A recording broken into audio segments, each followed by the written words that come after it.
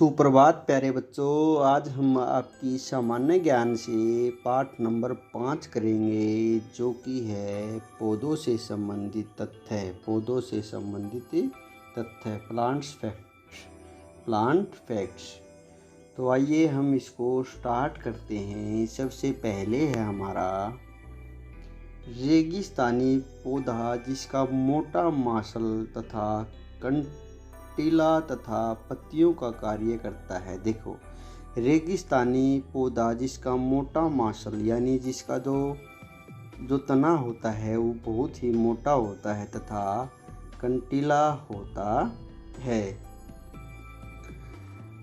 उस पौधे का नाम डैश है। उस पौधे का नाम क्या है? कर्णिका है, कैक्टस है या कुकुरमुता है। देखो, जो रेगिस्तान में पाया जाता है ये पौधा, ठीक है, ये कंटीला होता है, ठीक है। इसका नाम क्या होता है? कैक्टस। तो इसमें क्या आएगा? कैक्टस, ठीक है। देखो, मैं दोबारा फिर करवा देता हूँ। रेगिस्तानी पौधा जिसका मोटा मांसल तथा कंटीला तथा पत्तियों का कार्य करता है, उसे पौधे का डैश नाम है। यानी देखो, जो रेगिस्तान में पौधे पाए जाते हैं वो पाया जाता है कैक्टस, और बहुत अधिक पाया जाता है, ठीक है। उसके बाद हमारा सेकंड है, दूसरा हमारा सरसों के पौधे के इस भाग से तेल निकाला जाता है। सरसों के पौधे के इस भाग से तेल निकाला जाता है। प्यारे बच्चों, आप सभी ने सरसों का पौधा देखा होगा और आपको ये भी पता है कि किससे तेल निकाला जाता है, पत्तियों से, बीज से या फल से। तो आपको पता है जो जो तेल निकाला जाता है सरसों के पौधे के, वो बीज से निकाला जाता है। किससे निकाला जाता है? बीज से। हमेशा किसी भी चीज़ का तेल निकाला जाता है तो किससे निकाला जाता है? बीज से निकाला जाता है, ठीक है। तीसरा है, जल की अक्ति को कम करने के लिए ये पौधे अपनी पत्तियां गिरा देते हैं। ये पौधे डैश हैं। देखो, कुछ पौधे ऐसे होते हैं, आपको पता है कि जो पौधा के नीचे आप बैठ तो ठंडी हवा लगती है। किस लिए लगता है? क्योंकि जो पौधे होते हैं वो पत्तियों के माध्यम से जो क्या करते हैं, जल को क्या करते हैं, बाहर विसर्जित करते रहते हैं। तो पौधे क्या करते हैं कि भी जल की स्थिति कम हो, क्योंकि जड़ों के माध्यम से वो जल को क्या करते हैं, चूसते हैं। तो क्या करते हैं, अपने पत्तों को, अपनी पत्तियों को गिरा देते हैं। तो ऐसे पौधे होते हैं, उन्हें बोलते हैं हम पर्णपाती। क्या बोलते हैं? पर्णपाती। उसके बाद हमारा चार है पौधों के ऊतकों तथा कोशिकाओं को एक द्रव पाया जाता है। देखिए, कोशिकाओं में एक द्रव पाया जाता है। पौधों के ऊतकों तथा कोशिकाओं में एक द्रव पाया जाता है जिसे डैश कहते हैं। देखो, जो पौधे होते हैं, जो उसकी कोशिकाएं होती हैं, उनमें द्रव यानी एक लिक्विड पाया जाता है। उसे हम क्या कहते हैं? उसे हम कहते हैं शेप। क्या कहते हैं? हम उसे शेप कहते हैं या रस भी बोलते हैं। इसको हम क्या बोलते हैं? रस भी बोलते हैं। उसके बाद देखो, हमारा पांचवा है धागे नुमा आकार का तना। धागे नुमा आकार का तना एवं पत्तियां जिन्हें बढ़ने के लिए सहारे की आवश्यकता होती हैं। देखो, यानी धागे रूपा, जैसे आपने बेल देखी होगी, अब वो भी धागे की तरह होती है, वो भी उसका तना होता है। तना एवं पत्तियां जिन्हें बढ़ने के लिए सहारे की आवश्यकता होती है। सभी को पता है कि जो बेल है, हम उसे ऊपर चढ़ाते हैं तो उसको भी किसकी ज़रूरत होती है? सहारे की ज़रूरत होती है, ठीक है।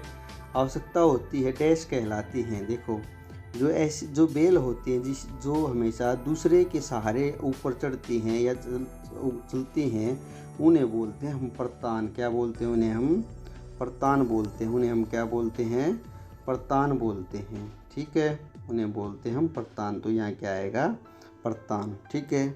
उसके बाद हमारा पांचवा देखो क्या है। पांचवा हमारा हो गया। उसके बाद हमारा छठा है, इस पौधे का फल विटामिन सी का अच्छा स्रोत है। देखो, अब आपने विटामिन सी बहुत अधिक चाहिए तो हमें खट्टे फल खाने पड़ते हैं। ये बात हमेशा हमें बताई जाती है कि विटामिन सी मिलती है वो ज़्यादातर खट्टी चीज़ों में हमें बहुत अधिक मिलती है। ठीक है, तो देखो, तथा बालों में चमक लाने के लिए, जो हमारे बालों के लिए भी बहुत फ़ायदेमंद होता है। कई बार हमारे बाल क्या होते हैं, रूखे रूखे से होते हैं, उनमें चमक नहीं होती है। बालों में चमक लाने के लिए प्रयुक्त होता है यह पौधा है।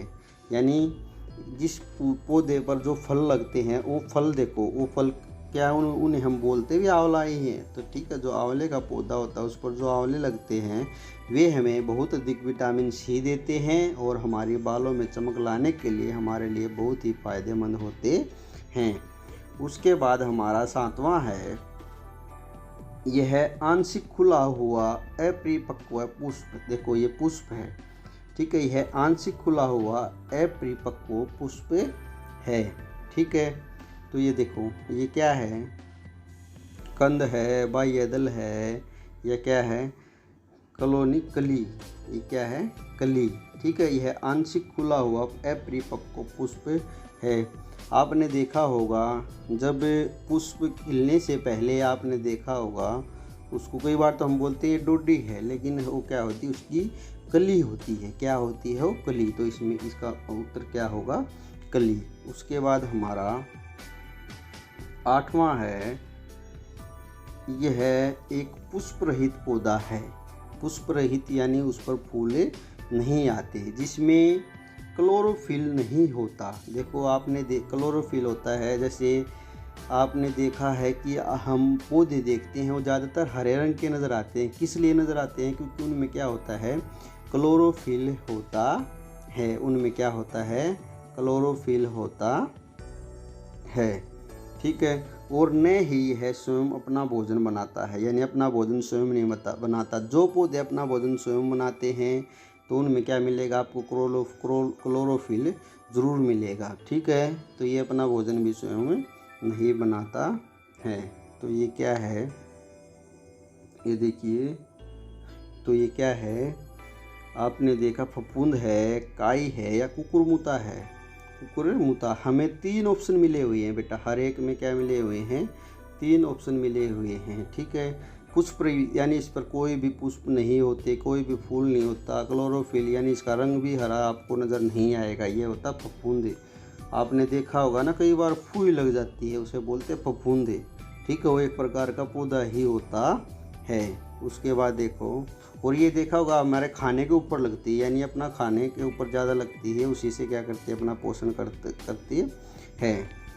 उसके बाद हमारा 9वां है, वे पौधे, हमारा 9वां है, वे पौधे जो कीटों को अपनी ओर आकर्षित करते हैं। यानी वे पौधे जो कीटों को अपनी ओर आकर्षित करते हैं, यानी आकर्षित करते, इसका मतलब तो खाते होंगे उसको, तथा भोजन प्राप्त करते हैं। अब उन कीटों से ही अपना भोजन प्राप्त करते हैं। वे पौधे जो कीटों को अपनी ओर आकर्षित करते हैं तथा भोजन प्राप्त करते हैं, ऐसे पौधों को हम क्या बोलते हैं, कीटभक्षी बोलते हैं। क्या बोलते हैं हम, कीटभक्षी बोलते हैं। देखो ये हो गया, वे पौधे जो कीटों को अपनी ओर आकर्षित करते हैं तथा भोजन प्राप्त करने के लिए उन्हें पचा लेते हैं। उन्हें पचा लेते हैं, पौधे कहलाते हैं। क्या कहलाते हैं, देखो ये गलत लिखा गया, शंकर, झाड़ी, उन्हें हम कहते हैं कीटभक्षी। इसमें क्या आएगा, इसमें आएगा कीटभक्षी। क्या आएगा इसमें, कीटभक्षी। ठीक है, ये आएगा इसमें कीटभक्षी। ठीक है, तो इसमें क्या आएगा, कीटभक्षी। उसके बाद हमारा 10वां और अंतिम है, देखो, पेड़ों तथा झाड़ियों का बाह्य छालयुक्त आवरण है। जो पेड़ हैं या झाड़ियां हैं उनका जो बाहर का छालयुक्त, यानी आपने देखा होगा जो पेड़ पौधों की छाल देखी होगी आपने उसकी, तो उसका जो बाहरयुक्त आवरण है उसको हम क्या बोलते हैं, पता है हमें, छाल बोलते हैं। हम उसको क्या बोलते हैं, छाल। ठीक है, कई बार हम बोलते हैं बक्कल है, तो ये हम उसको क्या बोलते हैं, क्या बोलते हैं उसको, हम छाल बोलते हैं। ठीक है, तो प्यारे बच्चों ये था आपका पार्ट नंबर 5। ठीक है, तो आज के लिए प्यारे बच्चों इतना ही। अगली वीडियो लेकर जल्दी आपके सामने हम हाजिर होंगे।